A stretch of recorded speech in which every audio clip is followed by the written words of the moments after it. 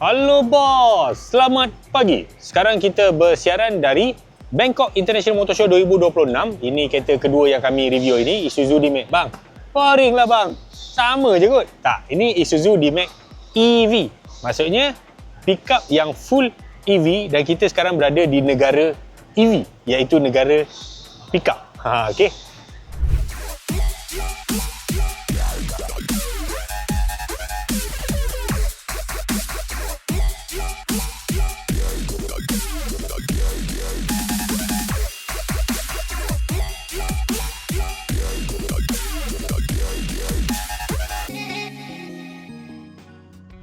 Pickup is a big thing dekat Thailand lah. Memang 11 daripada 10 kenderaan di atas jalan raya adalah truk pickup. Tapi kita memang tahu dengan situasi semasa, dengan perkembangan EV yang melanda seluruh Thailand dan seluruh negara-negara Asia yang ada sekarang.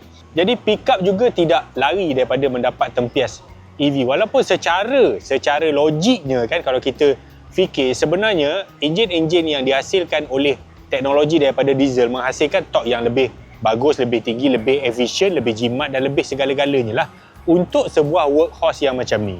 Okey. Dan itu tidak mengubah pun hakikat ataupun realiti yang ada pada teknologi hari ini, dan ini adalah EV. Okey. Kalau kita tengok EV, saya cuba kaji daripada mana, daripada syarikat China mana apa semua kan. Tapi tak, sebenarnya ini adalah CKD yang dibuat daripada, since kita dah tengok konsep dia pada 2024. Jadi selepas 2 tahun pembangunan, kita expect truk Isuzu EV ni dia akan datang dalam bentuk chassis yang lain ataupun development yang berbeza ataupun kerangka baru.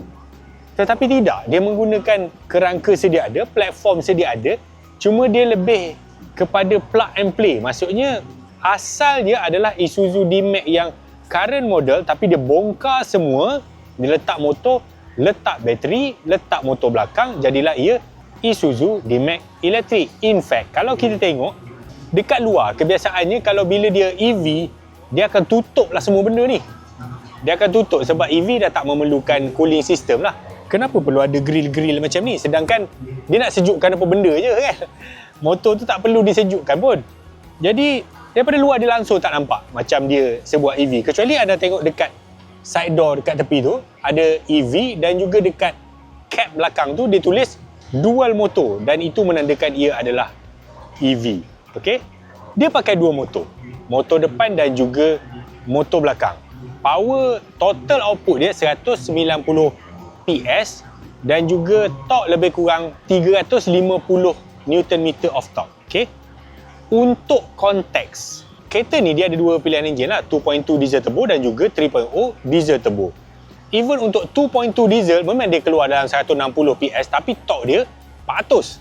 Untuk yang 3.0 tu 190 PS tapi torque dia pun 450 Nm. Kenapa perlu ada EV yang torque dia lebih rendah, horsepower sama? Sebab saya rasa keperluan, dan dia punya range tu tak adalah jauh sangat. WLTP 263 km saja. Jadi di mana keistimewaan tu? Jadi saya rasa Isuzu ni sebuah syarikat kecil. Isuzu mana ada kereta, dia buat lori dengan kenderaan komersial je. Jadi dia perlukan sesuatu untuk memberi pilihan kepada pengguna dan juga industri secara overall, buktikan bahawa mereka memang boleh buat EV. Okey? Mari tunjukkan dia kat bawah ni. Dan menunjukkan betapa dia menggunakan apa yang ada saja. Tengok dekat bawah ni, bateri dia dekat bawah tu. Anda boleh nampak bateri tu memang macam dipasang pada chassis sedia ada. Dia buang axle belakang, dia buang semua komponen-komponen menggerakkan motor diesel dekat depan, dia gantikan dengan bateri dan juga motor, yang mana ada orang kutuk baru ni HRV EN1 tu, bateri labuh apa semua dah. Cuba tengok yang ni. Terak, dia kena ada wedding depth. Wedding depth ni nak buat macam mana, nak masuk dalam air macam mana kalau kerendahan dia setakat itu. Kalau dekat Bangkok ni mungkin okey lah, tapi kalau dekat bahagian selatan Thailand, dekat bahagian kampung yang orang redah bawa barang tu, macam mana tu? Dia mungkin tak apalah, itu biar dia orang yang fikirkan. Dan kalau kita tengok dekat bahagian dalam dia kan, kalau kita tengok bahagian dalam dia, langsung tak ada apa perubahan dengan model diesel kan. Ada start and stop, 2 wheel gear yang cukup, button-button yang cukup, handbrake apa semua. Jadi dia langsung tak ada rupa EV pun. Dan saya syak ini adalah projek independent Isuzu Thailand saja, sebab dia orang nak buktikan bahawa Isuzu boleh masuk dalam dunia EV. Dan kalau kita tengok kereta ni bukan konsep dah, memang dia dah launch. Beberapa hari lepas dia dah officially launch kereta ni. Kalau anda nak terak yang bersih, terak ni selalu dikaitkan dengan busuk lah, diesel lah, apa semua. Yang ini mungkin pilihan masuk atau tidak masuk Malaysia, saya tak tahu. Saya rasa most likely macam tak masuk lah, sebab ini market dia terlalu niche lah. Tapi tak tahu juga, mana tahu Isuzu Malaysia buat masuk. Berapa harga dia? Sekejap saya nak tunjuk tempat port charge dia. Even charging port dia pun dia just utilize balik dia punya tempat isi diesel kan. Nampak macam Swiss ni pun memang dia buat retrofit lah kepada benda yang sedia ada macam ni. Ada DC dengan AC lah. Okey. Harga dia kalau dekat Thailand, harga dia kalau lepas convert 192,000. Untuk konteks, Isuzu D-Max 3.0 yang paling mahal spek dia dekat Thailand 160 macam tu lah. Dia mungkin tak sampai 150 lah.